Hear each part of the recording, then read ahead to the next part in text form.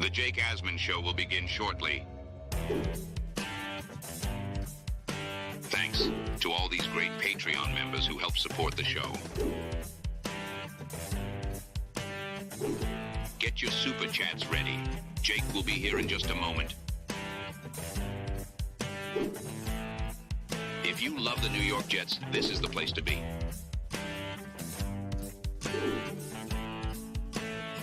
And now, the Jake Asman Show. We're going to do something fun in today's show. Joe Blewitt of JetsXFactor.com is going to come on the program and break down some film on the brand new players that the New York Jets acquired to try and win in 2024. This will get you pumped for the season, Jet fans. We'll do that and much more. It's the Jake Asman Show. Let's hit it and get it started. Man, our Jets are primed for a historic season. Can you say why America is the greatest country in the world? The New York Jets. We bleed Jets green each and every day. This is not the same old Jets. We have Aaron freaking Rodgers. We have Garrett Wilson. Let's go. We have Breece Hall. Please subscribe and hit the like button below. Super chat, baby. Cut the line. We have Sauce Gardner. We have Quinnen Williams. The Jets bandwagon is loaded. Now it's time to talk all things New York Jets. It's the Jake Asman Show.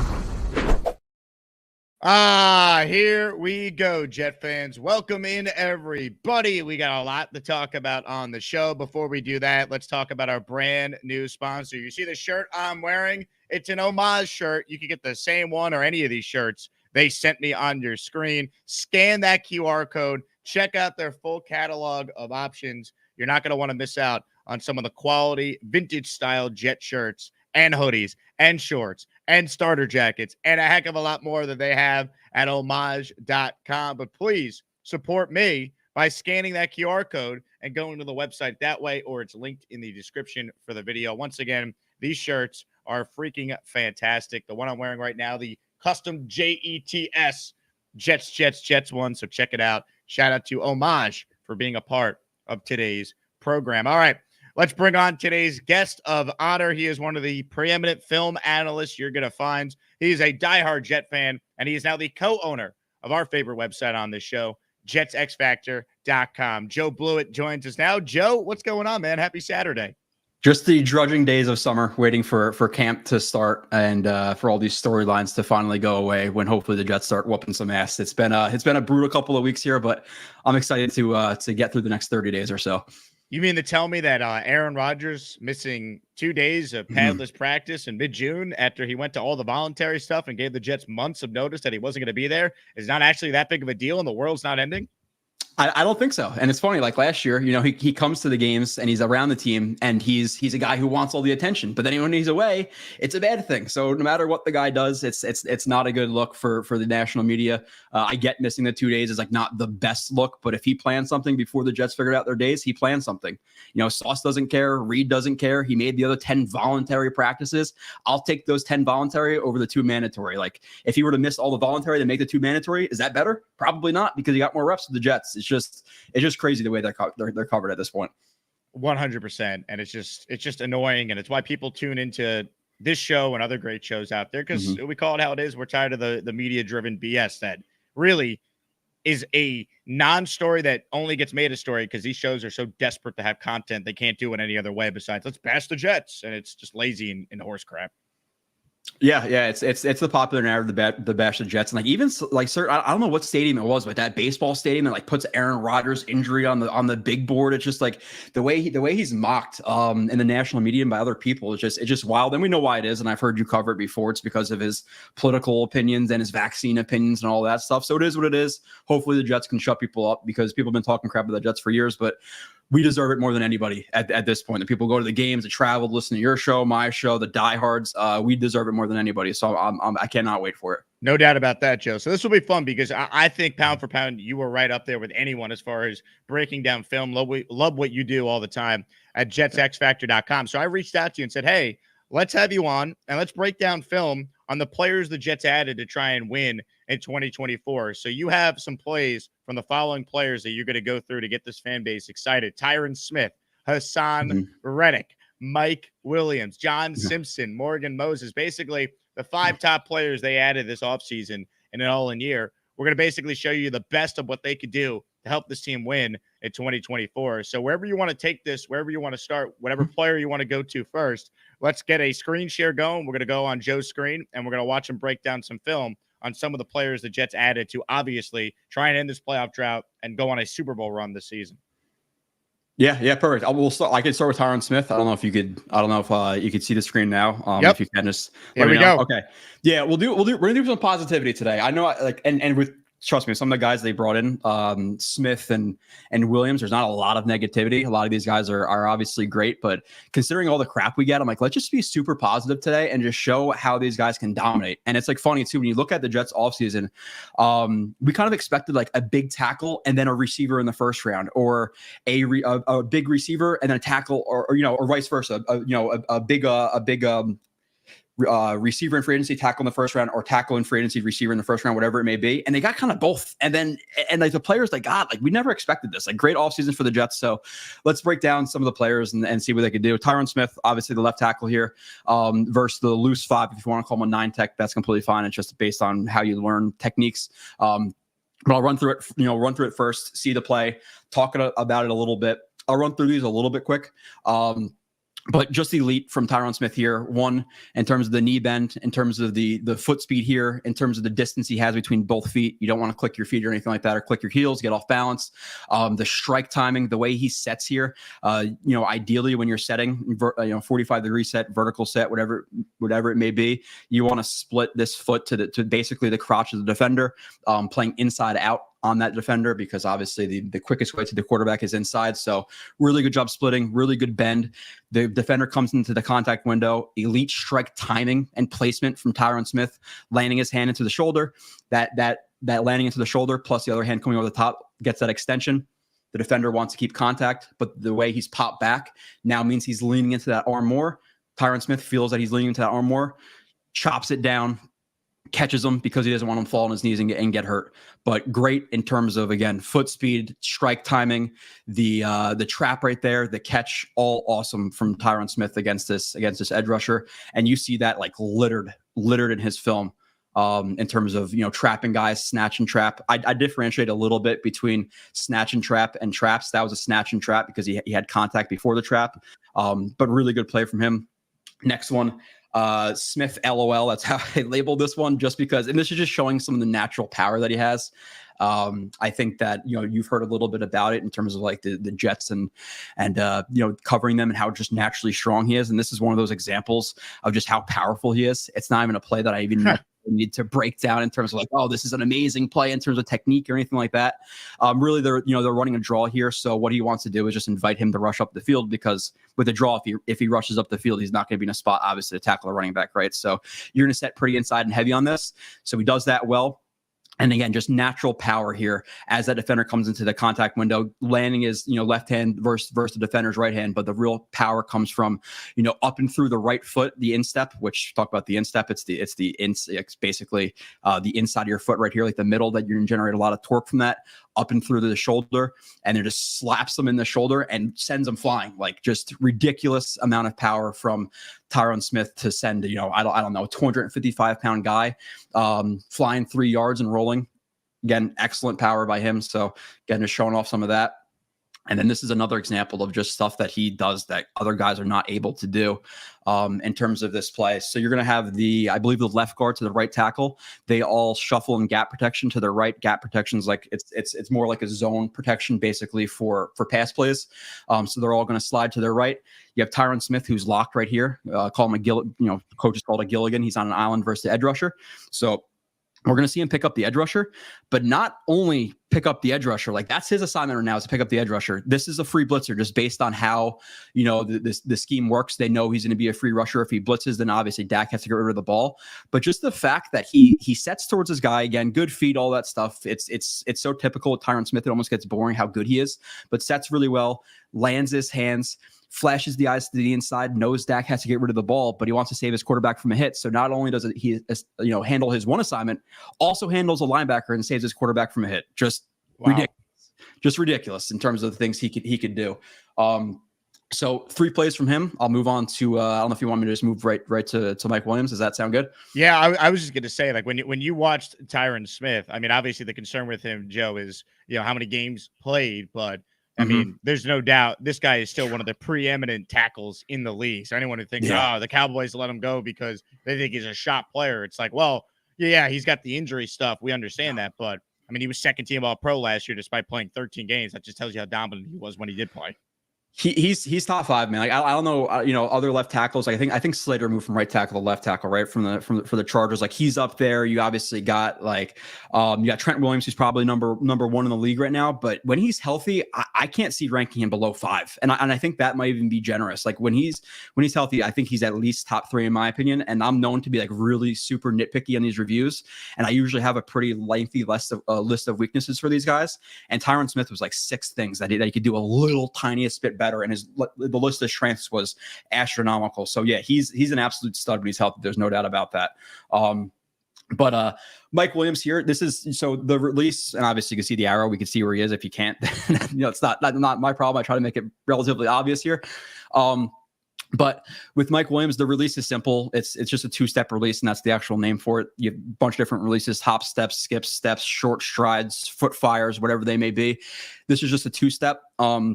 But it's just kind of showing off his ability to make ridiculous catches. And he's one of those guys. I think he's a top 5 contested catch guy in the NFL.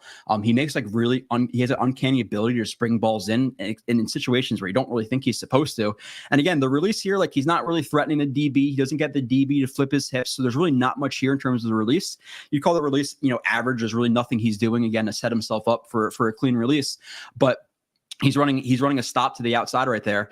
He does a good job at the top right here. He uses a throw by with the left arm, which is going to obviously stop himself while propelling the defender by him. Then obviously because he has to turn back to the ball, he can't keep that left hand attached. So then he transitions to his right, gaining some separation there. The ball is a little bit high.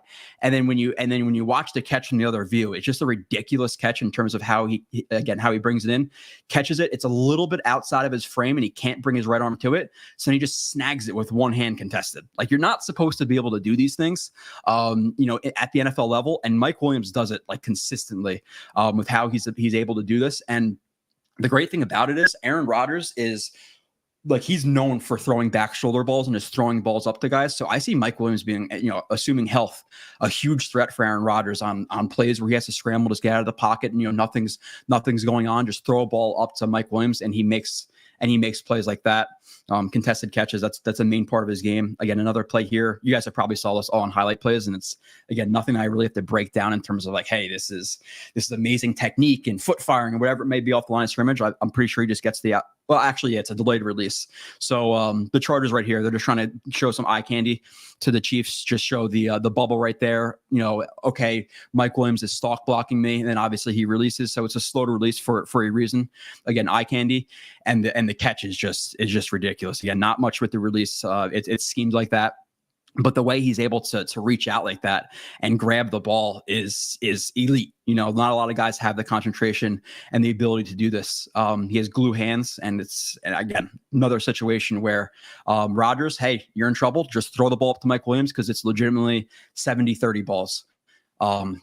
So another great play by Mike Williams there. I'll throw one more up of him. This is some of his ability just in terms of like his athleticism, his body control. He's to the top of the screen right here. And I believe the Rams are in cover 2 in this play. And he's going to hit the honey hole. It's the soft spot between the cloud corner and the safety. Justin Herbert does a really good job of it actually here, taking a shot. But we're going to see another ridiculous catch from Mike Williams. And I'm sure a lot of people have saw on highlight tapes. But again, just emphasizing how good this guy is at getting balls that are high, getting balls that are contested, getting balls that are, back shoulder. Again, gets widened. The corner is supposed to do that. He's supposed to widen him, or really even get him inside release to the safety. He lets him get outside. Not the best job by the corner, but he widens him enough where that's a pretty tight window.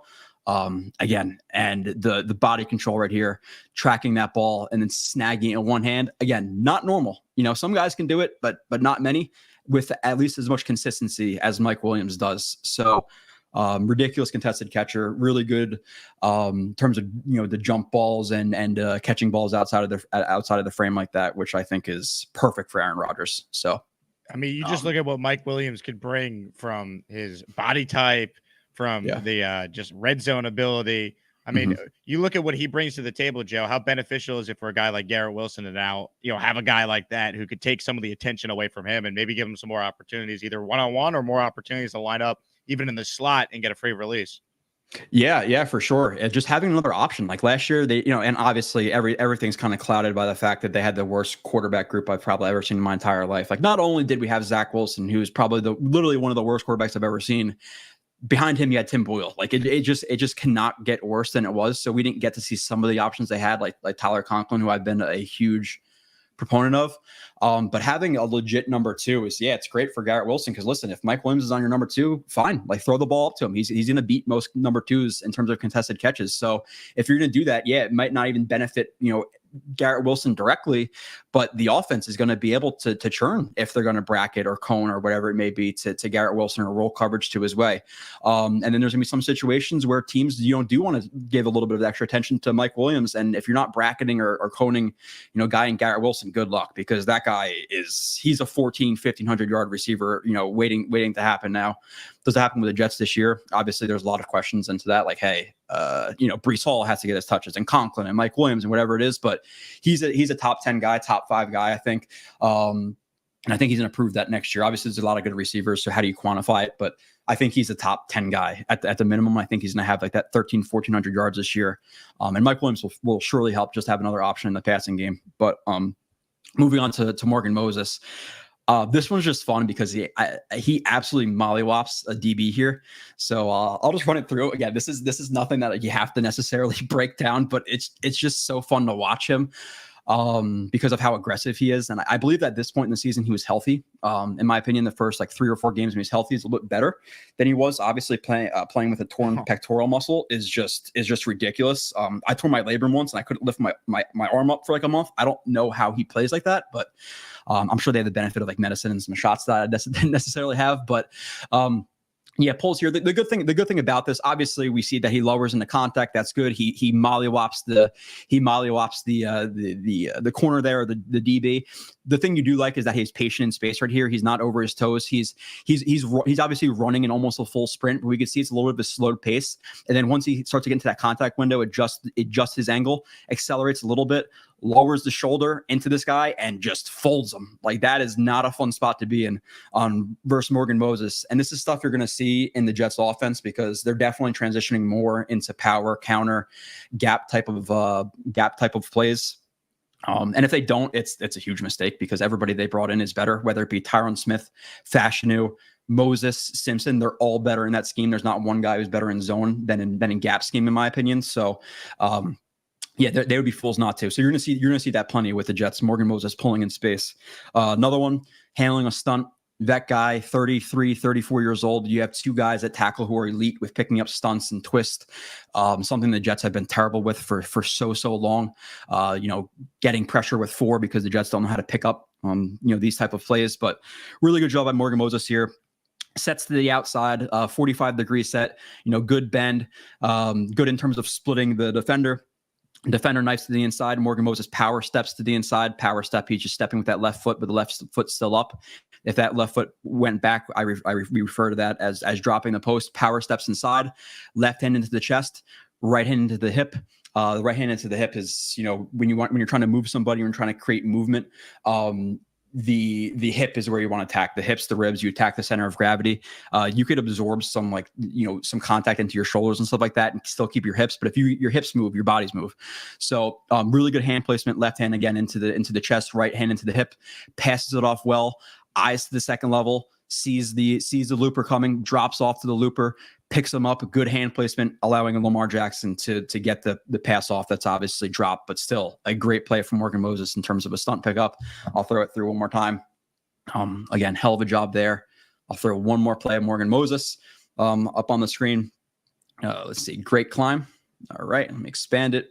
Again, your right tackle. If you guys didn't know that, I'm sorry, but he's the right tackle right here. I shouldn't have assumed.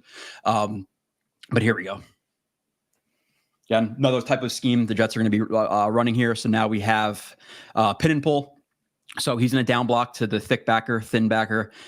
Thick backer is just the backside backer in these type of incidences. So chases the hip. Again, like I talked about before, if you want to create movement, you want to attack low, shoulder into the rib area, and then his right hand is most likely low. Clearly creates some movement on that. What is he, a 3 tech off the jump? No, he's a 2-eye tech. So he creates a movement on the 2-eye tech who tries to anchor down, creates plenty of push, eyes onto the second level, peels off with good timing, adjusts his angle. Again, nice and patient to the second level. There's like a little bit of vet savviness here that he has. A lot of guys, like, they get in a rush to get to the second level here, but because he's coming from a wide angle, like, he doesn't have to rush to the second level, and he knows that. So he creates that movement, eyes to the second level, but his left hand stays on the defender's shoulder just to assist his other offensive lineman, like the right guard, which I believe is I think it's Seidler last year. He's not the best position. So Moses does a good job of climbing, but not just climbing while also having a hand on the defender who he initially combo block, and then peeling off. Again, great timing. Hands are wide, which is fine. You just want to contain guys in the second level, driving him out of the play. Now, I know the running back doesn't follow it, or whatever happens. I wasn't watching the running back, but that's an elite combo from Morgan Moses. So that's some of the stuff he's an offer the Jets as well. Oh, I love seeing that. And the thing with Moses is, you brought up already that he had to play through the injury he played through last year. And I saw him do an interview with the Jets in-house team, just saying that it's nice to be healthy again. And this is the guy who's been an Ironman in his career. So yeah, he's an older player, but just have all the faith in the world. If there's a way for him to be out there, he's going to do everything possible. And even with his injury, he still was one of the better right tackles in the league last year. Yeah. I would say, like, even with the injury, he was at least top half of the league. And again, like, playing with the torn pectoral muscle, like, I don't think any of us can really quantify how hard that is. Maybe you can if you've torn a muscle and you know how painful it is. But to play against elite athletes, like that slightest difference can make you a great tackle to a terrible tackle. Just a little slight downgrade in your feet or your shoulders or your punch or whatever it may be. So for him to still maintain like a top half of the league right tackle, even with that, is ridiculous. So you have to anticipate him being pretty damn good this year. And I think he actually improved throughout the last couple of years, like coming from at the time the Redskins to the Jets to the Ravens. I actually seen him get better. Like, he was better at the Ravens than he was with the Jets, and I think part of that is scheme in terms of they ran like more power than zone type of stuff. But he's going to be an upgraded player than we saw a couple of years ago, and he's a great locker room guy. Obviously a great player as well. So exciting. I think he's at the minimum, top half, if not like maybe creeping towards that top 10. Now, do I watch every single right tackle in the league? Am I actually able to technically quantify that? Maybe not, but that's a general feeling. He's near a top 10 right tackle. So love that. Reddick. Yeah, Reddick. Now, obviously, he was just I don't know what he was wearing. Where was he? Like China or Korea or whatever happened with that. But let me just say, Joe, for those just tuning in, we're breaking down players on the new players the Jets added in 2024. We're about to do Hassan Reddick, who's in Tokyo right now, it looks like. So he's doing his thing there, but he's not breaking any rules. The Jets have a 40-day break until training camp starts. So there was like a misleading tweet yesterday being like, Robert Saleh's furious. Hassan Reddick's in Japan over minicamp. No, he's not. That's not what happened here. That being said, we will get to Reddick's film in a second. We entered today's show as Maniacs, 153 members away from a new channel emoji. Now we're 152 members away because our guy, Mother Effin' Chew, has made it rain. He has gifted a channel membership, and it went to the king of the Albany region. Our guy, Scott, just became an official as Maniac. Congratulations. And make sure you thank Mother Effin' Chew. So we thank him for that. Make sure you guys hit the like button. And if you have a comment or a question for Joe Blewitt to answer about anything Jet-related, film-wise, anything, write it in, and we'll bring that up on the screen. But so far, we have broken down some film on Tyron Smith, Mike Williams, Morgan Moses, and now I think Jet fans enjoy Joe's breakdown here of some Hassan Reddick. Yeah, and like you say, he's in Tokyo, and I think I saw the same tweet, but it's like, oh, he missed mandatory minicamp, and he's in Tokyo. It's like, no, he went after Tokyo, like, or he went to Tokyo after the mandatory minicamps. But again, people spinning stuff. We'll see what happens with the contract. I'm not sure. Maybe we'll talk about that later. But in terms of the player you're getting he's like top 5 in terms of sacks in the last 4 years, I believe it was. So. Yep. One of the upper tier edge rushers in the NFL, a guy who's more well-rounded than Huff. Talking about Huff versus Reddick, I get like wanting Huff for the long term, but if you're telling me for the next 2 years, who do you want? I'll take Reddick. More proven, more well-rounded. So sack here. I'm going to show some of the different ways he wins, and we'll show a run play as well. Just showing that, hey, like he can win in certain ways. It's not just speed. It's not just, him in the pass rush game. He can also do some stuff in the run game. I'm not saying he's like Jermaine Johnson in the run game. He's not an upper tier guy in the run, but he's at least okay at it, which is completely fine. And it's better than what we had last year. So Reddick sack, obviously we tell where he is off that right edge right here. And this is something where, he's able to turn his speed into power here. He can win in multiple ways.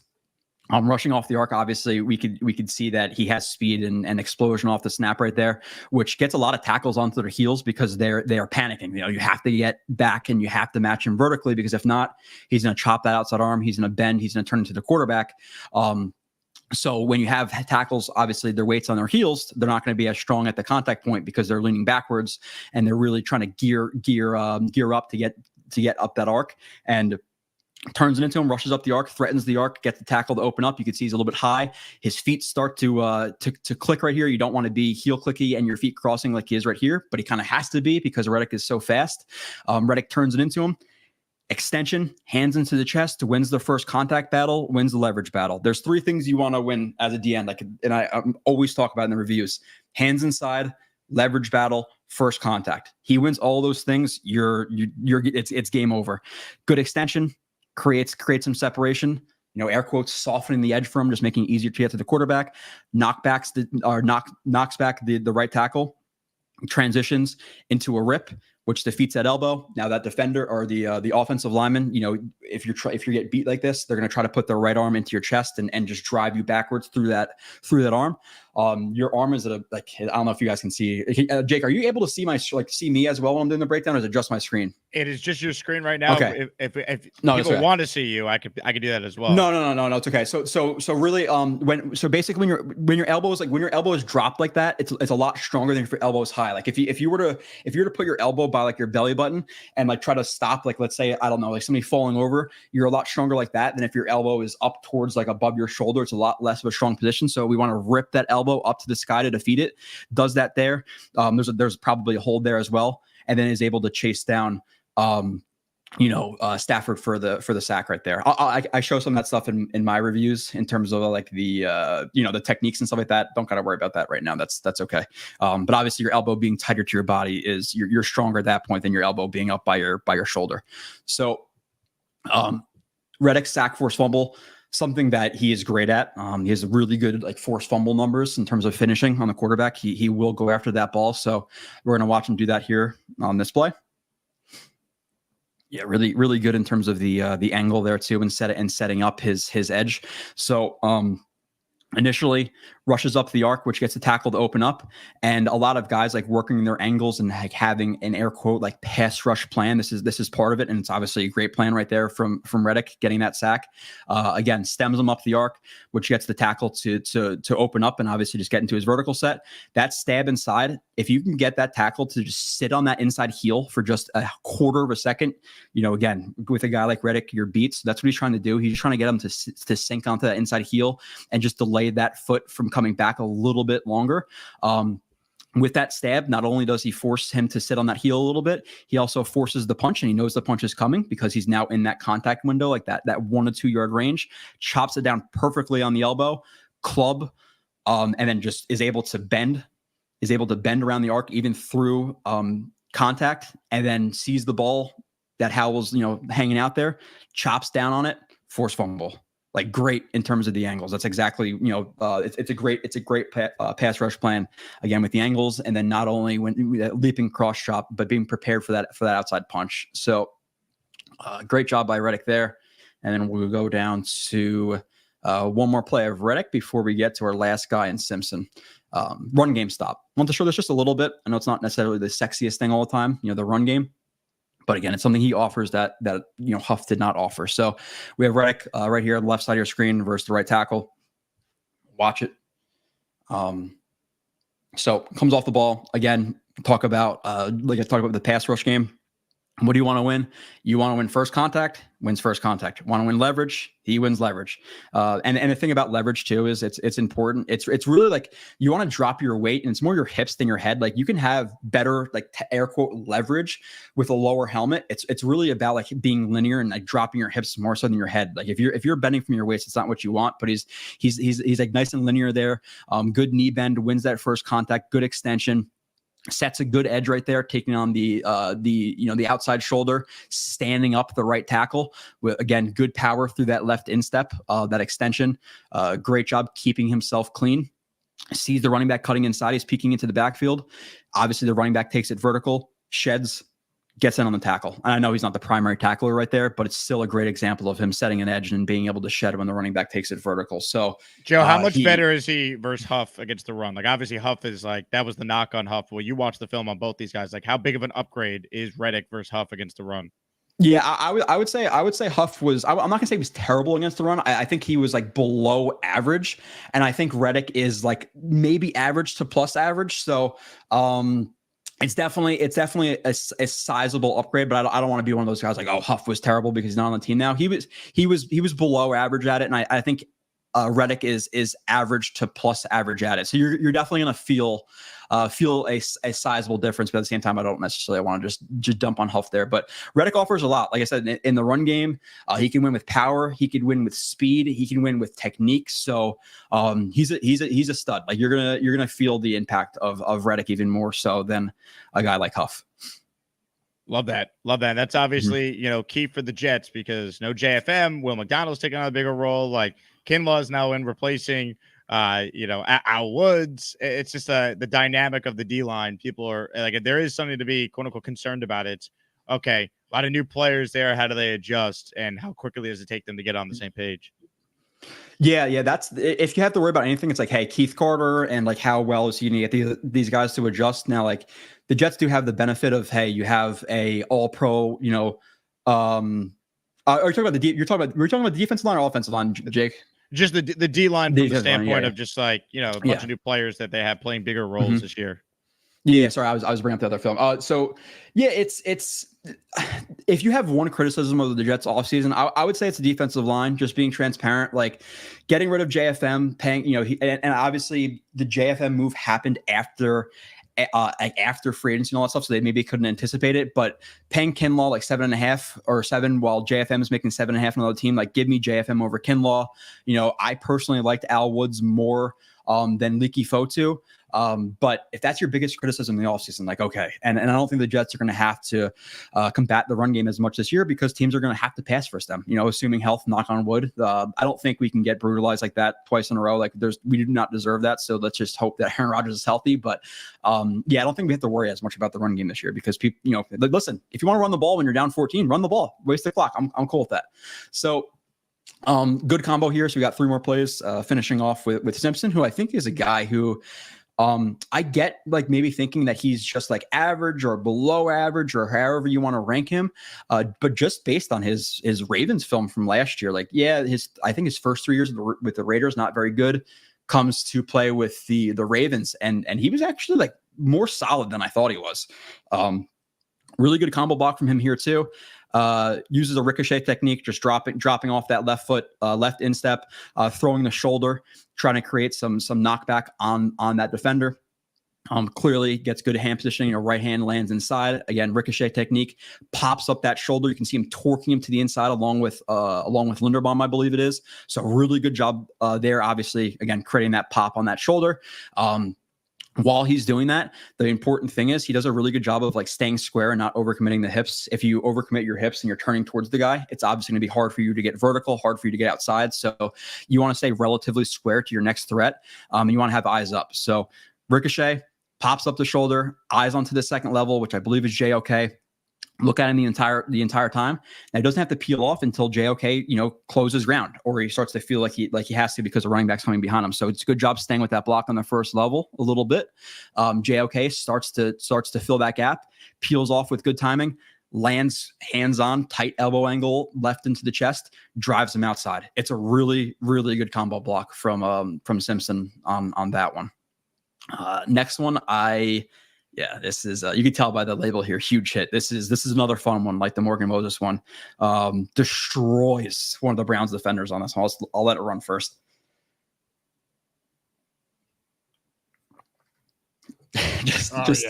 just so fun. He's right there. He's right there. That's the second angle of it. If you want to see that again on JOK, not having a good day versus Simpson. He's got some serious power.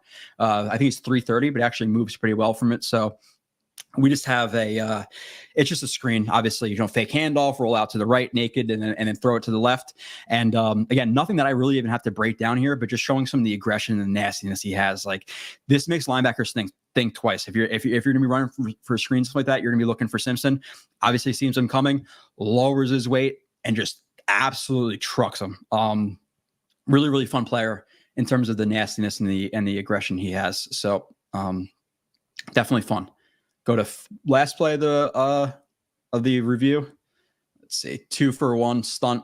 Stanley's a guy, by the way, who I watched him obviously while watching Morgan Moses and John Simpson. I think he may be a little bit overrated, but that's my personal opinion of him, which is fine.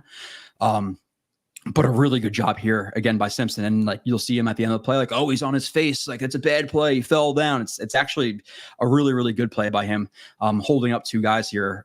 So they run. What do we got? We had a TE stunt. D tackles a penetrator, E loops. So works to his left, good hand positioning, left hand into the chest, right hand into the hip. He starts to feel that, hey, he's not rushing me. He's trying to rush into that tackle to pick him. Passes him off, eyes onto the looper. Again, he feels that coming. He knows something's going on just based on how that defensive tackle is playing it. Good awareness by him. Eyes up. But at this point, Stanley oversets it a little bit and really doesn't pick it up well. So at this point, he knows that Stanley doesn't have good positioning to hold that up. So he doesn't want to necessarily leave him. So he keeps his left arm on the neck, upper chest area of that defender, while also freeing the inside arm and holding that guy up as well. Like, not an easy spot to be in. Stanley is doing little to nothing here, and we have Simpson who's holding up two guys.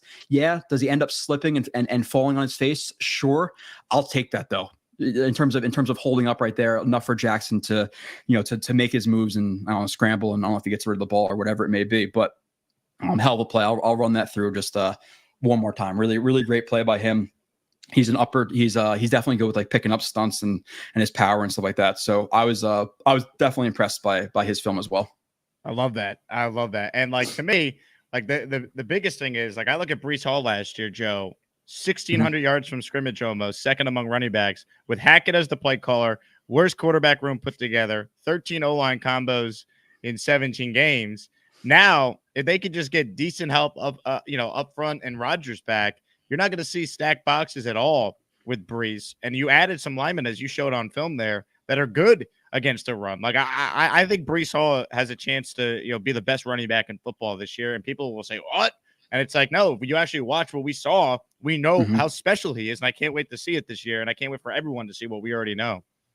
Yeah, I've seen you use that cut of him against the Cowboys. Like, maybe after the show, I can like put like 3 or 4 plays together and just send you that so you can use another clip of him having absolutely no chance. Like, he gets the ball and there's 3 guys into the backfield. Like, it happened all the time last year. And especially a guy like Breece, like, he's a little bit like a boomer bust runner. Like, he's a guy who will get you 2 yards, 80. And with the Jets offensive line, like, he had such little opportunity to do that. But yeah, I could legitimately see him being, like, in terms of the running backs in the NFL at this time, Christian McCaffrey, maybe one. Who else are going to argue over Breece Hall at this point? Maybe Bijan. I could see that. Henry, maybe, but I think he's starting to fall off. Like, you're talking about a top 3 to 5 running back, a top 10 receiver in Garrett Wilson, a stud left tackle, a good right tackle, right guards. Like, the team is stacked, so if we could just stay healthy, and that's a question for a lot of guys. Yeah, Jake, I'm gonna send you a couple of clips after this. I'm gonna splice them together, and when you play this, you could play that one as well. And just seeing him just get absolutely destroyed before he even really gets the ball handed off to him. So I think Breece could maybe not overtake McCaffrey this year, but be in the conversation with him. And you never know when guys drop off. McCaffrey had some injury problems in Carolina. Maybe it happens again. Breece, if you're going to feed him the rock with lighter boxes, he could be a guy who's getting 2,000 all-purpose yards. I always go to that play because it's like the first full game without Rodgers, Cowboys getting set, and they just had zero respect for Zach Wilson. And like every team then basically copied what the Cowboys did after that. It's like, well, dare Zach Wilson to beat you. And more times than not, he's not going to. And that proved to be true for the 2023 Jets season. Do you want me to share some plays of Breece real quick? I got like 4 or 5 of them. I'm not even gonna break them down or anything like that. Why not? Just give us a feel for the for what exactly you're talking about. Go ahead. Yeah, it was brutal. Like so just exemplifying your point here of how bad it was for Breece Hall. Like, I'll just go to the ones that he had absolutely no chance of running the ball. And I'm not gonna expand. I don't want to take too much time here. I know I'm throwing an extra guy in, but just watching his what are you supposed to do in this incident? Like, you can't do anything as Breece Hall. So that people are like, oh yeah, he's not a good running back. He didn't even get 1,000 yards. Yeah. How are you supposed to in some of the instances and some of the boxes he was facing? It's just, you can't really do much. No shot again. I'll show here we go against the Giants. Obviously, how many guys are in the box here? 1, 2, 3, 4, 5, 6, 7, 8. Again, just like the Cowboys. There's nowhere to go. Where are you supposed to cut this? Another one. No shot against the Giants.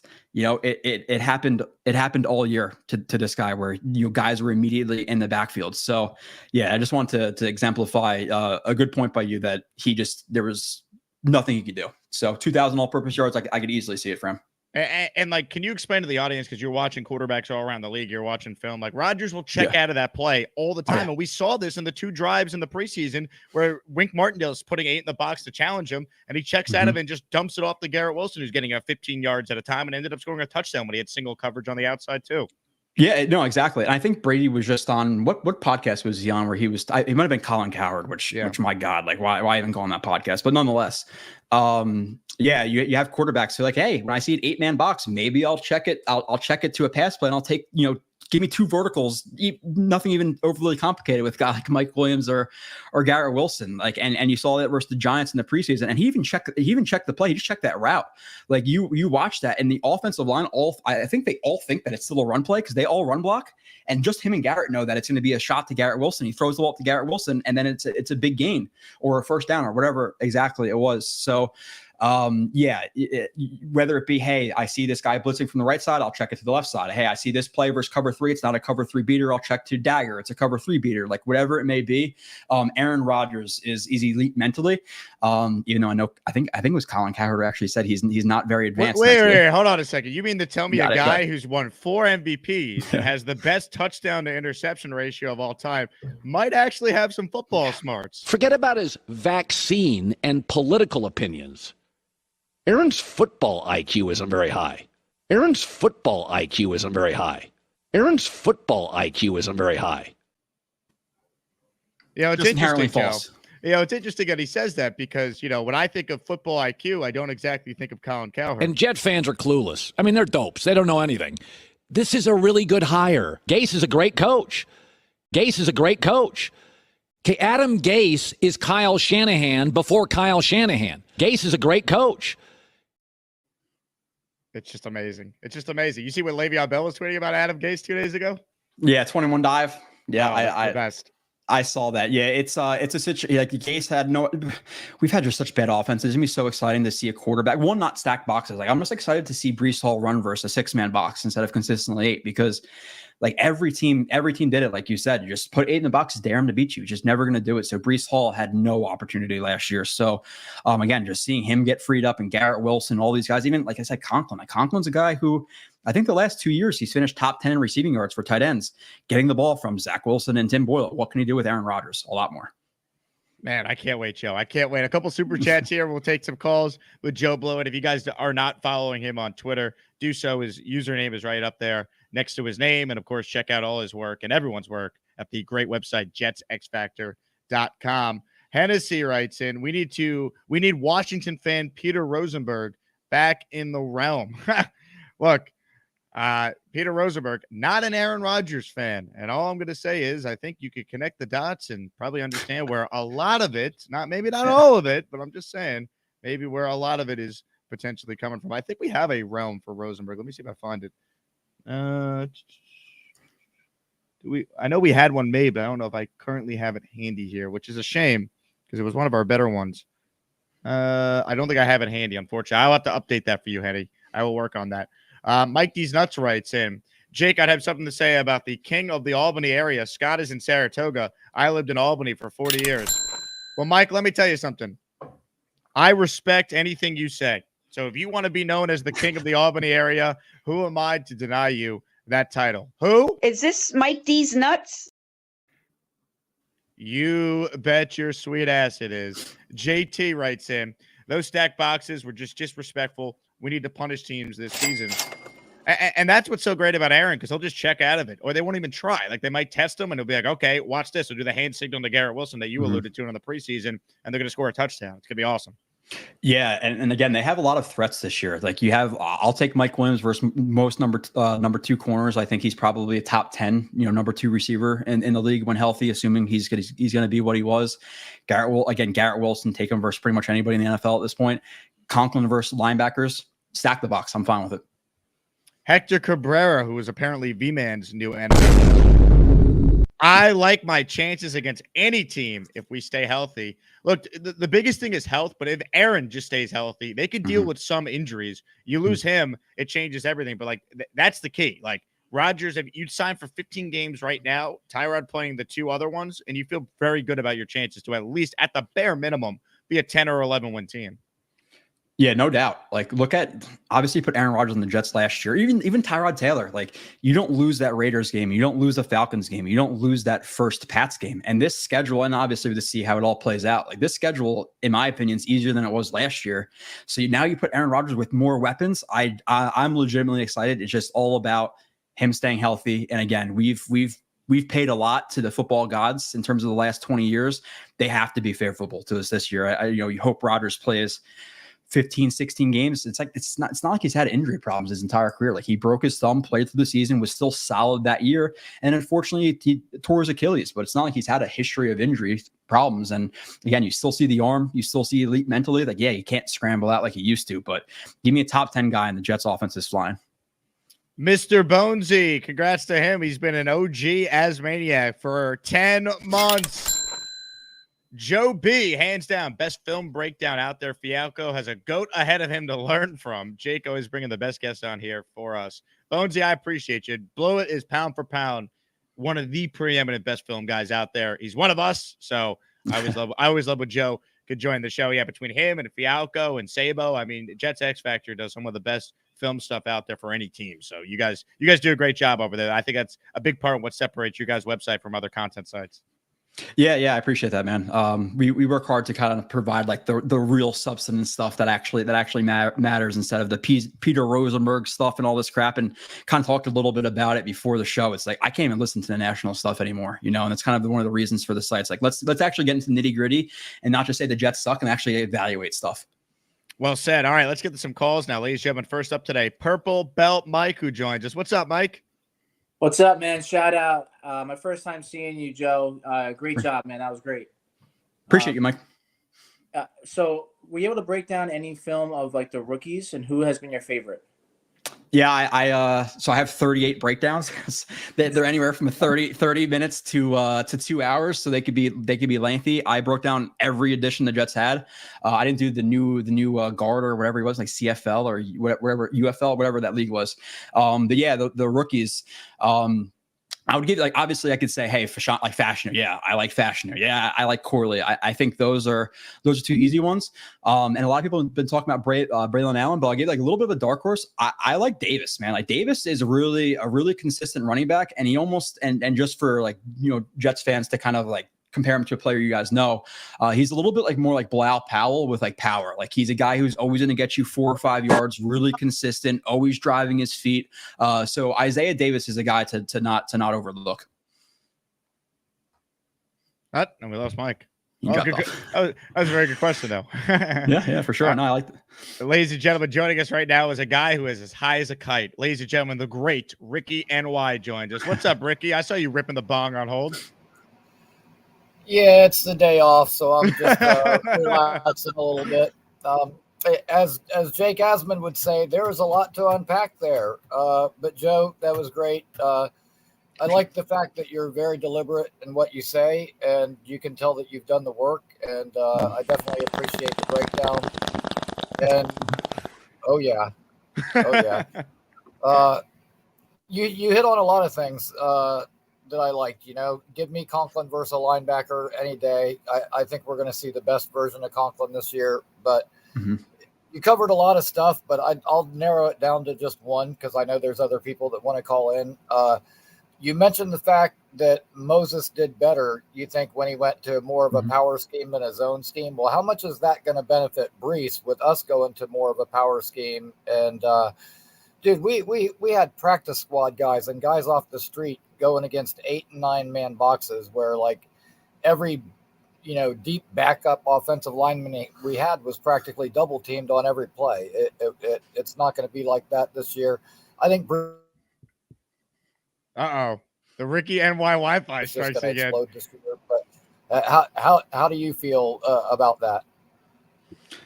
Yeah, and I don't think that Breece necessarily, you know, struggles in zone or anything like that. But I think for Pat, like if there is one thing that about Breece, if there is one weakness, sometimes he tends to try to like bounce runs and like take the, you know, have a little bit of like lack of cutback awareness and vision. So I think when you define a gap for him and power and counter and stuff like that, it's going to allow him to like set up his gap a little bit better with patience and just explode through it. So I think he'll be really, really good for in power or zone realistically, but it's all about the boxes. Like we showed, like I showed 4 or 5 plays. You have the play from the Cowboys game. It's not about even the scheme difference. It's just 6-man box versus 8-man box. You know, you're talking about two less guys in the box for him. So, you know, there may be times where like instead, you know, and maybe part of that is like why he had so many explosive runs, because if he does break through that second level, there's only 2 or 3 guys there. But I think instead of seeing like those 2-2-2-80s with Breece, you're going to see more like 5-5-5-5s with him because he's not facing again those boxes. So it's definitely exciting. Knicks fans, I want to give some love to my guy CP of the franchise who's watching the show. He just shot me a text. Was that a bong sound effect? Laughing emoji. I go, damn right. I love it. Shout out to Ricky NY. For always bringing it. All right, this is a great question here from Jesus Jerry. It's actually a real question for Jesus Jerry. You don't always get those. The new kickoff rule. What can you foresee for us? Your thoughts on the new kickoff rule? Who do you think, Joe, based on what you've seen from this rule that I first saw a couple of years ago in the XFL, that you know, who do you see having like a big time role with this? Is Gibson going to get the first crack at it? Because you need 2 guys back there in theory. So who do you think are going to be the likely 2 guys week 1 that are back there returning kickoffs? Yeah, it's honestly hard to tell. Like even Brant Boyer has been saying like we don't really know until it happens. I think it's gonna be more so the returners that you tend to see on punt returns. The NFL used to be like the kick return guys were the faster guys, so like the bigger guy like Cordell Patterson or like Cribbs or wherever, like guys who can run with a head of steam. And the punt returners tend to be a little bit more shifty because obviously you catch the ball, there's a guy right in your face, so you have to be a little bit more shifty and able to escape those guys. So I think it's going to kind of turn to more of the shifty guys instead of the long speed guys. So I think it's probably gonna be Corley and Gibson returning those kicks. Like I get people saying like, oh, Braylon Allen and stuff like that, but he has like the long speed, but he's not necessarily the shiftiest guy in the world. So I would say Corley and Gibson looking for more shiftiness over the long speed. I'll tell you what. If there's a scenario where they go like, you know, hey, it's the playoffs, we did a big return. Let's do the old Antonio Cromartie. They throw Breece back there. Oh my God, could you imagine? I could. You never know what can happen, and Breece would be elite at that because he has a shiftiness and obviously the long speed. But it's a legitimate conversation because I think didn't Salah say like they expect like 100+ kickoff returns? Like that's a huge part of the game. So when you're doing like a 53-man roster predictions and depth chart and all that stuff, like you have to consider special teams and returners now. Like it used to be a thing where like, oh, you want a guy who could play a special teams but it doesn't matter so much. Like now there's gonna be some rosters with like return specialists. You don't do anything else. So I like the fact that it's like brought back. We actually have a kickoff. Like it was so boring to like why even have them? Why not just start off with a 20-25 yard line, whatever it may be. But now that we're actually going to see that again, I'm really excited. And I do think it's going to be Corley and Gibson guys who are a little bit more shifty. I love that. Love that. Today's Jake Asman show presented by my friends at Underdog Fantasy. Folks, I've been talking about this special all week because it's basically a chance at free money. Caitlin Clark or Angel Reese, they play again tomorrow in their rivalry. I'm rooting for Caitlin Clark, but even if you're not rooting for Caitlin Clark and you want to take Angel Reese in this matchup, all they need to do is score a point. If they score 1 point, you win. You get a free pick. 1 point equals 1 win with Underdog Fantasy. So put that pick in with a different pick and you're on your way to winning money. You can win up to 325 times your money. So once again, underdogfantasy.com, or simply just take out your phone and download the Underdog Fantasy app. Sign up with my promo code ASMAN, ASMAN, and they will give you a deposit match at a 50% rate up to $250. You can also start drafting your fantasy football teams for best ball and daily, that and much more. Underdog Fantasy, the Underdog Fantasy app, promo code ASMAN when you sign up. More of your calls right now. Ladies and gentlemen, joining us right now is a man who is the most optimistic Jet fan that typically calls the show. The only thing is he's not actually a Jet fan. It's our guy, Jerome, the Packer fan. What's up, Jerome? What's going on, guys? What's going on, man? Jerome, what's going on? When are you not driving, man? I feel like you're always driving. Now you're not in the truck. My you're truck, just in the regular car. I'm in my personal vehicle, man. I'm off today, man. I'm off today. What's going on, Joe Blewitt, man? I follow you too, man. You have some good content, man, and you're not biased. You pretty objective in things, and it's like I like that. I like that out of him. He's a true, you break it down truthfully, and that's I love it. I follow you too. But no, man, if the Jets have everything to be excited about, man. As a Packer fan, when we had Jermichael Finley, Donald Driver, James Jones, we had a plethora of things on a lot of toys to play with. If we just would have ever had the defense we had in 2010, we could have sustained winning a whole lot of Super Bowls. But see, the Jets have that. As long as you guys keep Aaron Rodgers upright, y'all tighten up the O-line, which I love. Hopefully, y'all sign David Bakhtiari.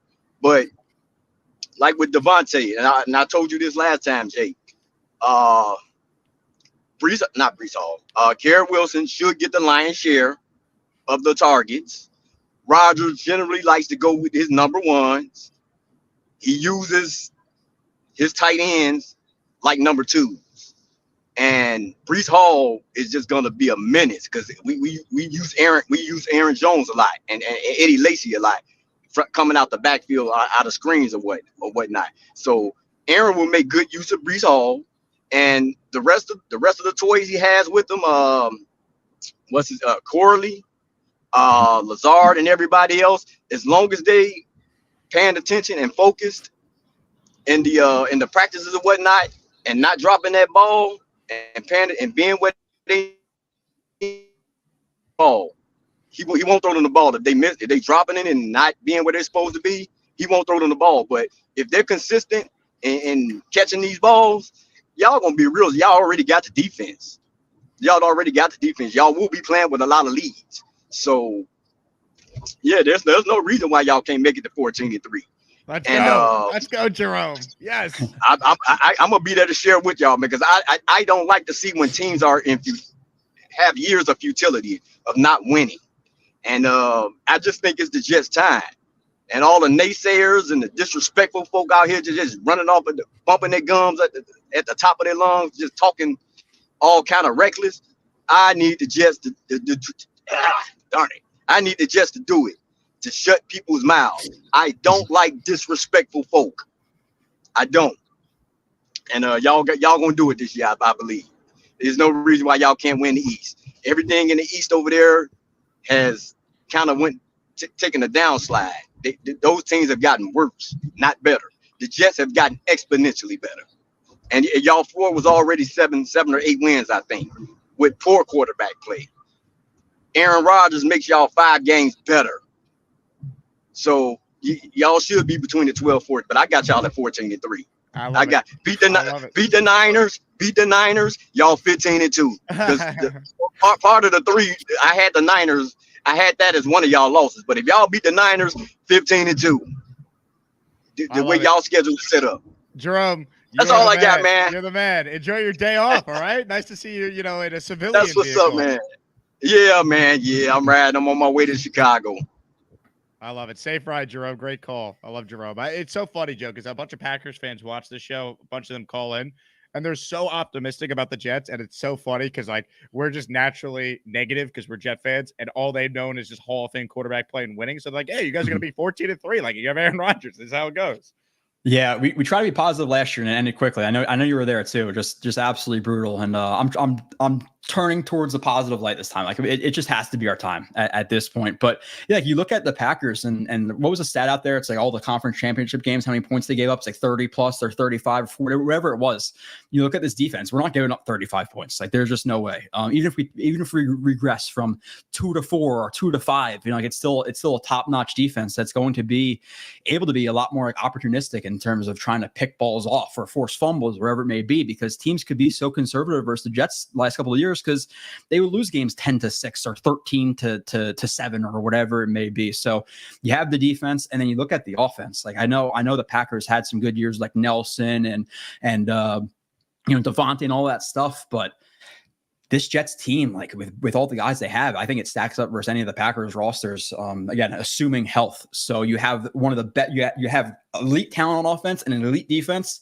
Stay healthy, and again, 14-3. Maybe I wouldn't predict that. I would love to see it, but I don't think it's impossible. Ladies and gentlemen, Mike D's Nuts. Hey, thank you, Mike D's Nuts. Hey, for another gifted membership. Hey. Mike D's Nuts has given a membership to himself. How crazy is it that the guy who's the king of gifting memberships to others, his own membership expired?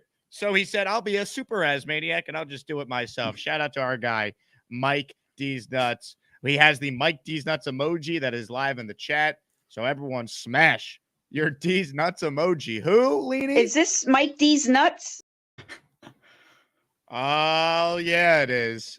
You bet your sweet ass it is. Mike D's Nuts. All right, a couple more calls left with Joe Blewitt. So last chance to get in. Comments, questions, super chats. We'll cut the line. Oh, I'm doing another Zoom meeting. Oh, Farts Jake's going live. Gotta end my friggin' stream. Bobby. Hi, Joe. What's going on, Bobby? Do you see that one with the lady saying Mike D's Nuts? That's my show right there. You can come on anytime you want. I appreciate it, Bobby.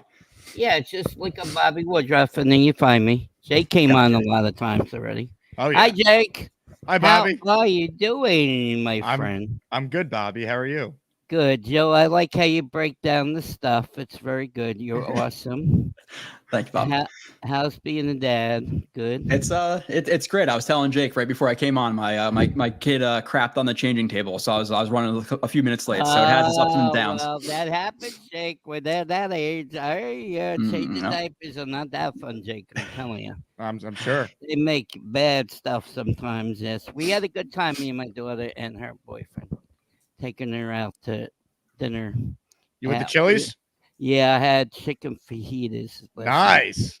Yeah, I had something different, Bobby, where should I go for lunch with my friend Bobby, who's also, of course, sharing a legendary name like yourself? He's the #1 Ravens YouTuber, good friend of mine. He's in the city today. I'm meeting up with him. Where should I take him?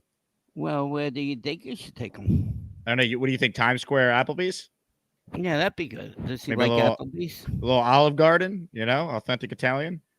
Yeah, if you like that. All what right. does he like? I don't know. Oh, gotcha. Yeah, Connor. Oh, Joe, I heard Connor got a good job. He's a writer now. That's very nice of you guys. He's a good, smart kid, Yeah, I heard about it. He's going to learn a lot from you guys. You and my pal Robbie. Robbie's great. You are great. And who else is on your channel? Is anyone not great, Bobby? Give us someone who's not great. All right, spice it up. Matt O'Leary. You don't like Matt O'Leary? He's such a nice Well, guy. oh yeah, he's such a nice guy. What did he do the other day? He promised me to come on my show. He never did. Well, I think he got carried away with work. Oh no. He said he went to dinner, eat dinner, then as soon as he got off, he was gonna. Life got in the way. O'Leary came to my event on Thursday, and he made with all the he Asmaniacs. showed up there, but he can't come on my channel. Well, yeah, that's a little different. You know, he had this in his calendar for a while. Yeah, but he promised after his dinner he would show up. No, never did. That's about. And Alan's birthday was yesterday. He was 50 yesterday. Yeah, but Alan's not a good guy. O'Leary's a good guy. Yes, he is. No, Alan's a nice guy. Alan's a good guy. You don't believe that. Yes, I do. No, you don't. So are you gonna have a second show today or no? Nope. No. This is it. You got to take over. It's the Bobby Midnight Show. Are you on the radio show today? I'm not. I actually have a rare day off from weekend radio. I'm on the radio Monday night for the next time on ESPN. I'm sorry I could have called in yesterday. I was busy. I think you got to give Matt O'Leary another chance, Bobby. I think there needs to be a meeting of the minds. Oh, I'm not no mind. I tell you that much. I don't have one. Sometimes. Okay, I'll let you go. I'll sit in the back. All right. Thanks. Somebody else comes on. Thanks, Bobby. Okay, nice to see you, Joe. Nice to see you too, Bobby. Oh, you know I like the Yankees and the Jets. Can't believe Jake and Rogers met. I'm more than just a hat on Bobby. Man, I think Bobby has it all wrong with O'Leary. O'Leary is a good guy. You know, I gotta mend that relationship. I've seen nothing bad from O'Leary that would indicate that he's a bad dude. So I think he definitely needs to give him another chance. But next time he needs to show up. He needs to make a date with Bobby there. Make it up to him. A comment here from Frankie Flatbush that needs to be addressed because Frankie was on like a hiatus from Jets content for a while. Why did Bobby switch hats from the Yankees? Well, because I sent him 3 Jet hats. I was like, if he's gonna call the show every day, we got to get him some gear. So that's why, Frankie. All right. A couple more calls here before we wrap. Ladies and gentlemen, joining us right now is a guy named Murdog. Hello, Murdog. What's up, boys? Joey. What's up, Jake? What's going on, man? What's up? First of all, I just want to let everyone who doesn't know Joe, I affectionately call him Joey Breakdowns because he is definitely probably the most knowledgeable content creator we got. Puts in all the work. Glad to see you on here, Joey. What I wanted to ask you was, how do you think we're going to use Braylon Allen? Do you think we're going to use him like in a rotational thing? Or are we going to make him a short yardage back because he's such a big dude? Or are we just going to have Breece do it all? How involved do you think he's going to be? I think you want him in short yardage situations. I think Breece is fine there. I don't think he's necessarily the best, like in terms of like as a power back. So when you get a guy who's 235, 240, you want to put him in and say, hey, put your head down, get through the A gap. He's that type of dude. So I think Breece should be like the main back because listen, Breece, like we were just talking about, is a top 3 to top 5 running back. So it's not like, hey, take him off the field because Allen's the new Derrick Henry. Like we can't necessarily assume that in his rookie year. But short yardage situations for sure. And then obviously he's gonna get spelled at times. He could be a guy like late in games. Hey, Breece is running him down all day, gassing him out, and then you put Braylon Allen in to get a few easy yards. So I think it'll be like somewhat rotational because you can't give Breece every carry, but I think he's gonna be primarily like more of a power back and let Breece take 80% of the carries. Jquest says, Jake, one of your better shows in a while. Joe's always a pleasure to see. Need more Joe. You want more Joe Blewitt? We'll give you more Joe Blewitt. I can't wait. Richard says, I can't wait. My dream is for Joe Blewitt to break down plays that actually are winning plays for the Jets this year. I can't wait. You have, Jake, I'm telling you, like, you have no idea. Like, breaking down Adam Gase stuff for 2-3 years and Bowles and the last couple of years has been, like, painstakingly it's been brutal. It's just not fun. Like there's days where I come on, like, why am I watching this? Like nobody's gonna watch it. Nobody cares about film breakdowns about the 2-14 Jets or whatever it is. So to watch winning football is something I've legitimately never done, never evaluated. I don't know if I can handle it. Apparently there's an AI summary recapping the chat, which dear God, I can only imagine what the AI summary is saying about this comment section, this live chat. Jquest says, actually, I didn't mean to do Jquest says, I want to hear from Jquest. He's on hold, ladies and gentlemen. Jake West. Hello, Jake West.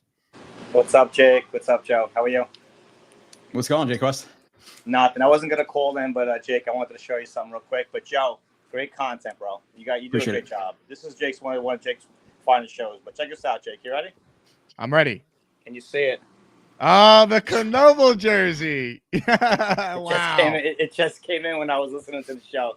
How's the quality? Not bad, dude. It's from Parts Unknown? Hold on, let me see. Hold on. Sorry. It's pretty good. I gotta say, it's solid, bro. Yeah, I'm impressed. That looks great. How'd you decide 44? My age.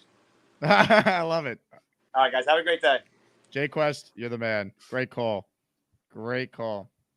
Barney Miller, super chat. We're going to wrap with Joe shortly. I'll stay on and get to the rest of the calls. Joe, offensive lineman Leveo from UFL, real NFL guy or hard to tell. Now, correct me if I'm wrong, Joe. You said earlier you haven't done the full film study on the guy the Jets signed from the UFL, but have you seen anything or do you know anything about him you could share? No, I'm not gonna lie.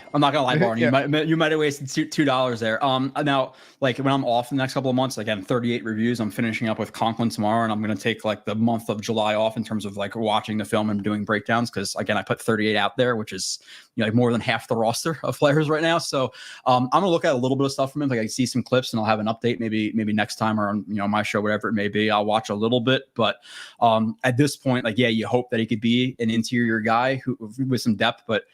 Talk about like needs on the team. I still think that's an area that I want the Jets to add. I'm not comfortable with just Schweitzer and whatever else they have back there. Hopefully he makes it. Hopefully he's dominant. The Jets have found some diamonds in the rough. But yeah, it's hard for me to tell right now because I haven't watched them. Here's apparently the recap of the AI recap of the chat. This is from the great Tom Ace. The ongoing conversation revolves around Bobby apparently holding grudges and being upset at Matt. Many viewers are taking sides and calling for Bobby to move on. Look, here's how I know Matt O'Leary is a good guy because he spent an evening with us on Long Island with his fellow Jet fans. Is Brock Purdy gonna run for his life on the opener? Fuck yeah! He's gonna die. Let's go. J-E-T-S, Jets, Jets, Jets. Yeah, let's go. My favorite part of that clip is the very beginning. Someone yells out, "He's gonna die." I was just about to say that. It's like so nonchalant. Everything it's just like he's gonna die. It's just that's great, man. Oh, it's so good. All right, we'll do one more call with Blewitt here. I know exactly who we need on the line right now, ladies and gentlemen. You never know where this guy is calling from, so folks, I simply say, buckle up. It's time for V-Man to talk about Puerto Rico and his Puerto Rican roots. What's up? Hello, V-Man. Right, Jake. Hi, Joe. I guess I love how meticulous you are in your breakdown of the film. I commend you for your work. Thanks, man. I appreciate it. Yeah, no, I can't wait for you to actually talk about being able to break down winning football calls, winning football plays, because that's just, we're all sick and tired of it. The fact that I have to hear Adam Gase in this live stream is just sickening to me because at the name I just want to just push back into the recess of my mind, and I think most Jets fans would agree on that. V-Man, show us the guitar. Show us the guitar. Play us something for us. You know you want to. There it is. Fine. Yeah, right. Loaded. Then fine. I'll play the most iconic bass line of the 2000s.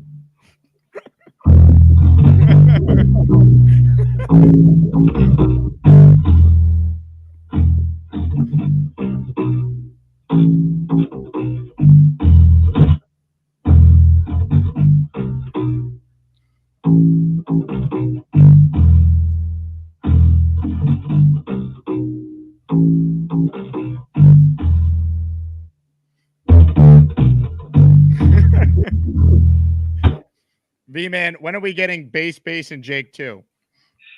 I don't know. I honestly don't know, really. What do you mean? I haven't practiced in a while. I really got to work on practice. I don't know. I think you and Gator got to get in the lab again. Ladies and gentlemen, it's time for Bass, and Jake. Get it started, Gator.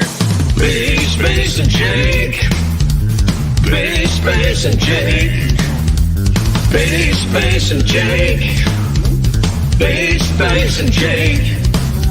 Well, Super Chat's always cut the line. El Abuelo dances really fine. When she's so trucking and about them jets. My señorita, you know she gets real happy. Real happy if that female hookers are right. Hey, Gator, it's a family show. Oh, yeah, I forgot. Bass and Jake. Bass and Jake. Bass and Jake. Bass and Jake.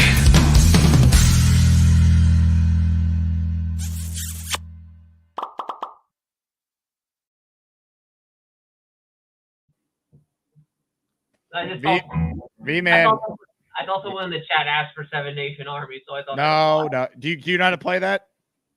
Well, who doesn't know to play that? All right, here we go. Your final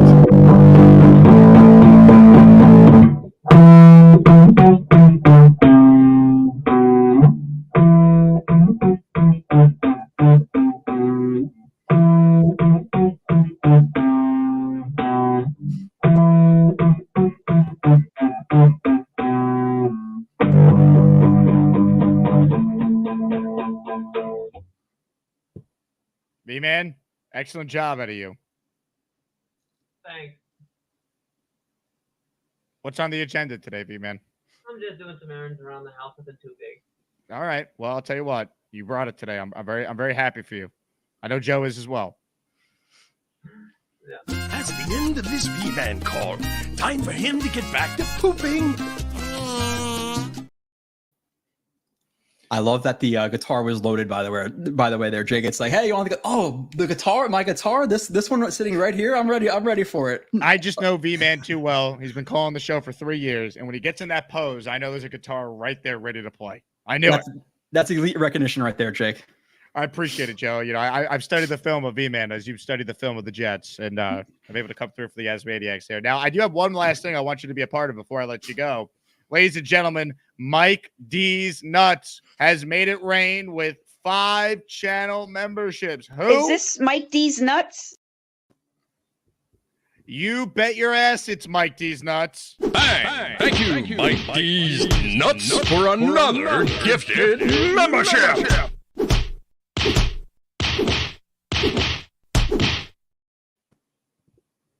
All right, if you hear your name called, you thank Mike D's Nuts for gifting you a channel membership. Joe I, Alex Johnson, Derek Q, Brett Accardo, Zachary Berner. You guys are all channel members courtesy of the immortal, the incomparable Mike D's Nuts. Dre with our last super chat for Joe Blewitt here.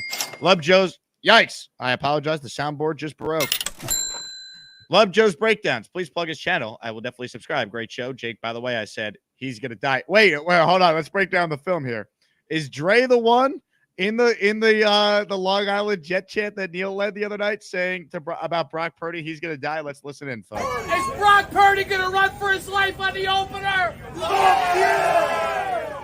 He's going to die. Let's go.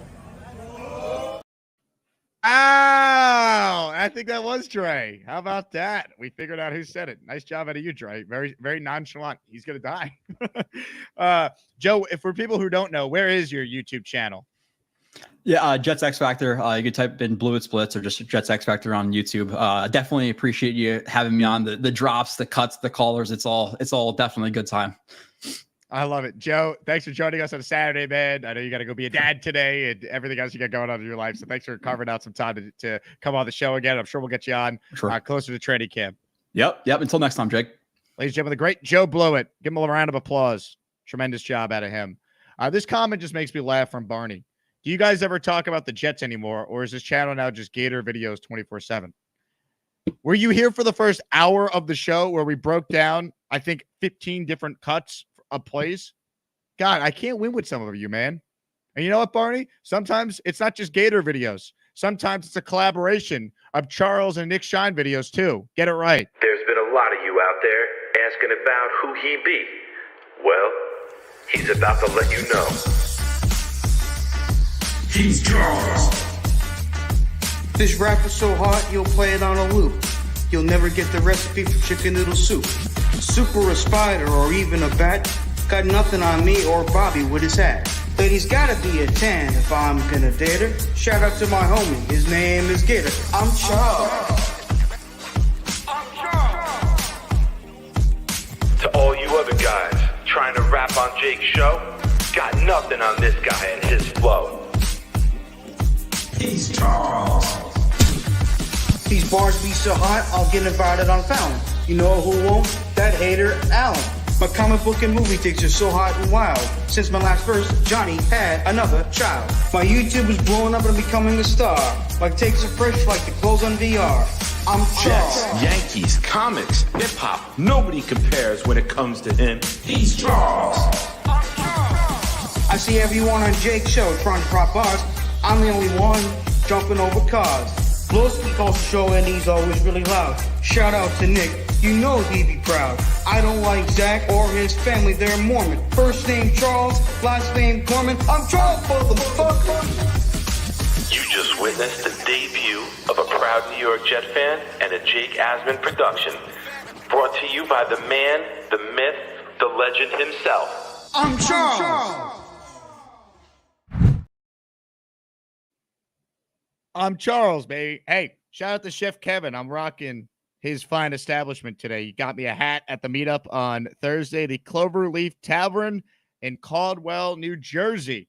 So if you're in the Jersey area and you want a phenomenal restaurant where the head chef is an Asmaniac, check out the Cloverleaf Tavern. See, we won Barney over. He just wrote in prime content. There you go.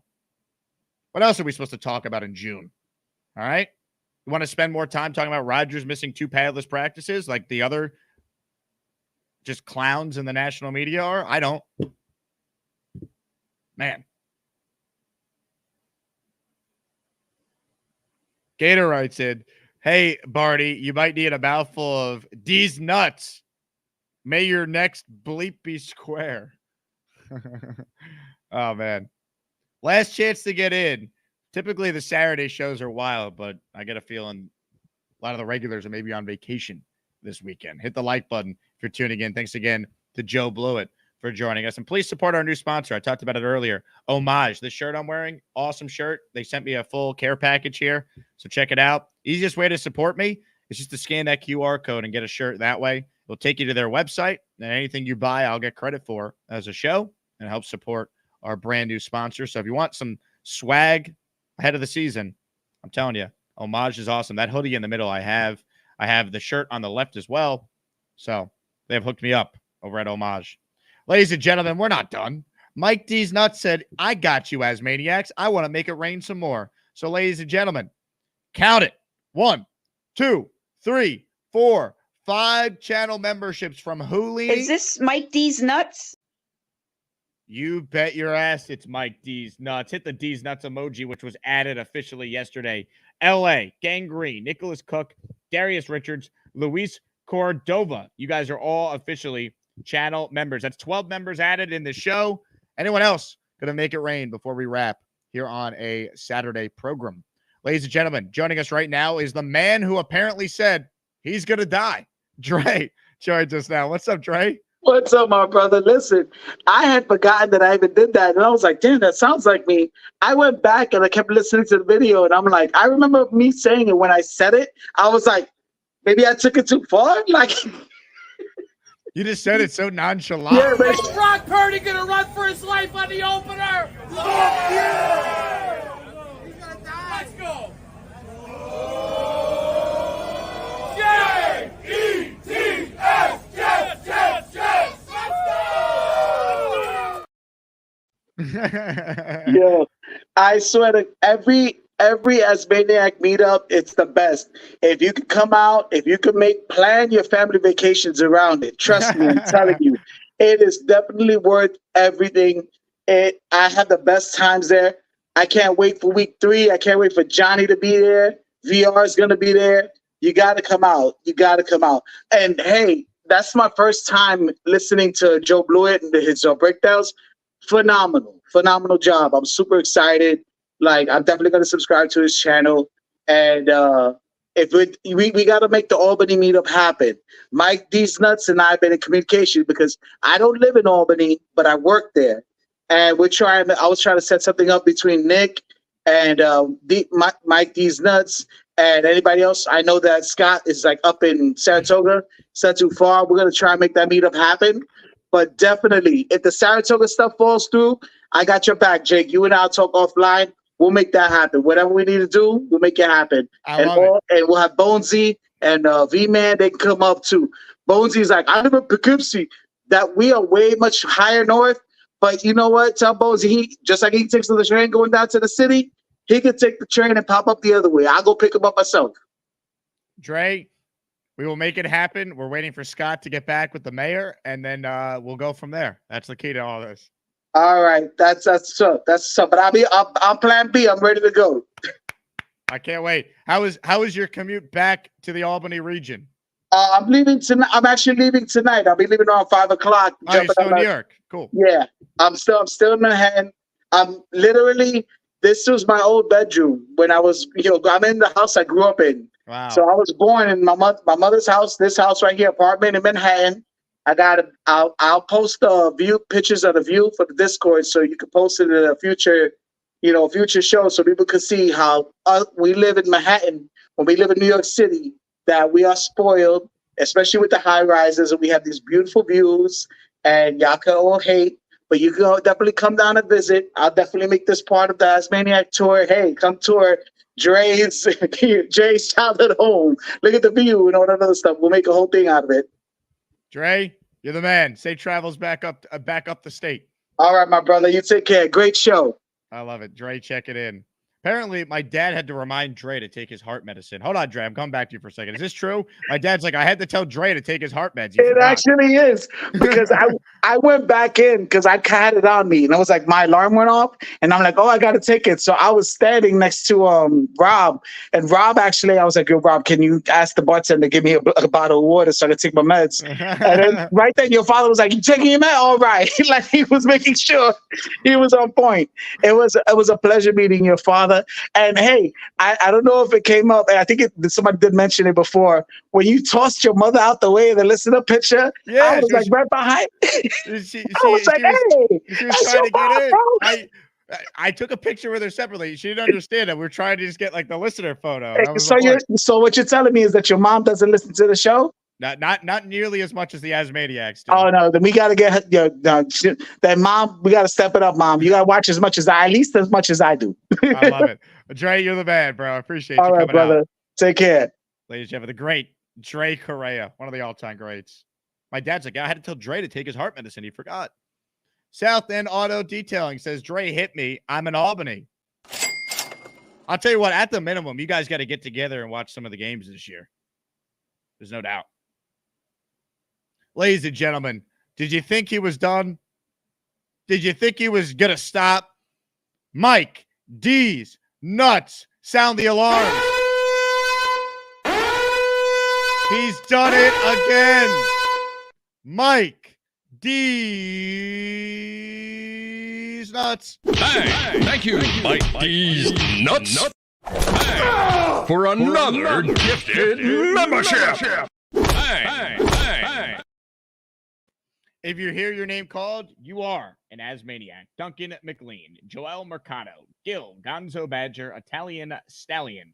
Congratulations and welcome to Asmania. You're all officially Asmaniacs. All right.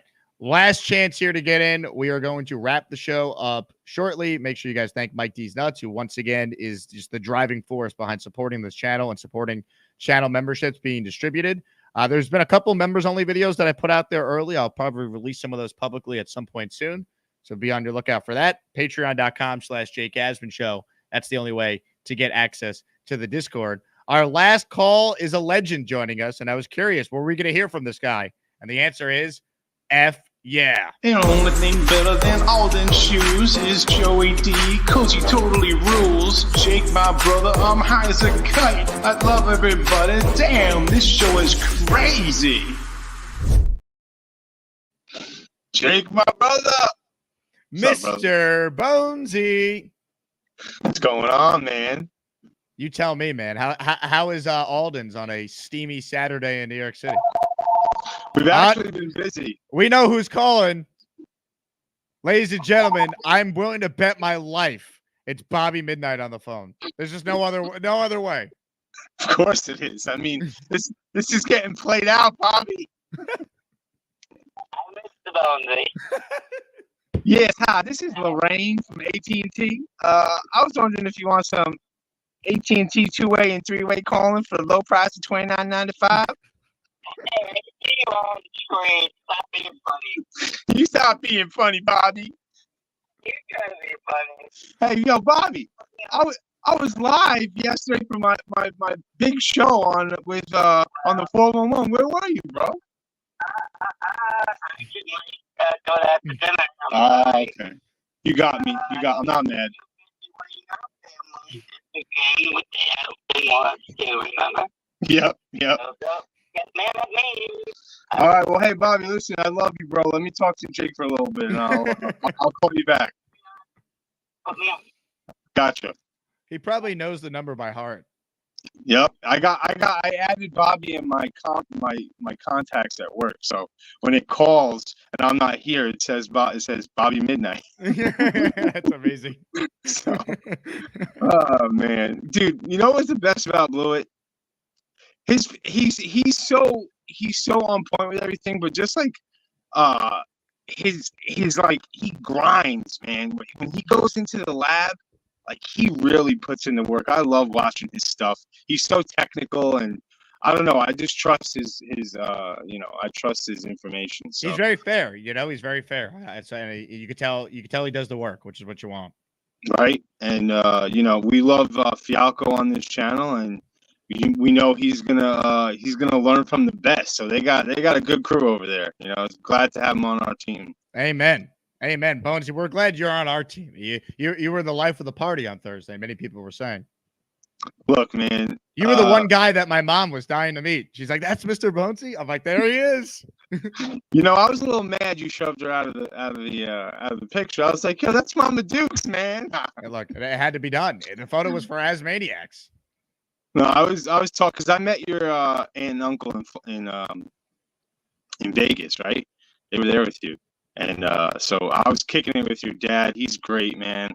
I love hanging out with him. And it was such a good time. I said it how many times, we all have this common interest of being crazy about this team, and we just have so much fun, man. And Dre's been preaching to me about this Albany meetup. He was talking about it at the party. And I'm watching Dre, and I'm like, yo, man, God is probably thinking in his mind, like, yo, Dre, man, just relax, baby. Just because, when Dre talks, he strains his word. He means everything with such passion. And sometimes I'm just like, Dre, your heart, baby, you are stressing that thing. I love you. We don't want you to we need you, Dre. We're nothing without you. So you got to, when we had the Alden thing, fucking Dre is carrying UPS boxes on his shoulder, and those things are like 50 pounds of like shoes, and he's picking them up 2 at a time. I got pictures of him walking like this with fucking Alden boxes. Amazing. He's just such a good man, he can't control himself. I love it. Bonesy, you are a legend, man. I hope you sell plenty of shoes today. We've been busy. That's why I'm calling in late on the last call. We've actually been busy, but I've been listening. Man, thinking of Breece and Tyron Smith. That's all I can think about. If Tyron is healthy and Morgan's healthy, have fun. You're going out with your friends, chilling, right? Going out to dinner. So have fun tonight, brother. Bonesy, you are the man. Ladies and gentlemen, the great Mr. Bonesy, checking in from the shoe store. And folks, one last Mike D's Nuts explosion for the people just came through. Count it. 5 more memberships. Hey, thank you, Mike D's Nuts, for another gifted membership. Hey. If you hear your name called, you thank Mike D's Nuts, but you know that by now. Chris Fine, Tommy Clifford, William Haas, Heavyweight, and how about this? Peter Castro. Great Peter Castro story. I spoke with Peter Castro. He was able to get in touch with his bank. They have rescinded the Alan Lazard $500 super chat. Now, from what I gather, YouTube hasn't taken that away from me, so it might be the best of both worlds. Castro spends $500 and gets it back. Got his Alan Lazard. Does he have a post question answered? And I still got 70% of the $500. So a victory for us all, I think, until YouTube realizes what happened there. Then I probably lose that money. Debo Vibes with a super chat. Congratulations on supporting the show. I guess his comment was this right here. Let me pull it up. Jake, greetings from Hot Atlanta. Looks like all the Asmaniacs had a blast Thursday night. Oh, it was tremendous. Absolutely tremendous. Jay Quest says you 100% losing it. I'm not expecting to keep it, but for now, it's still, at least for that video. And YouTube is delayed a month in payment. Like, the revenue I make in May, I don't see until late June and vice versa. So we will know in late July whether or not it stands. We will see. Oh, man.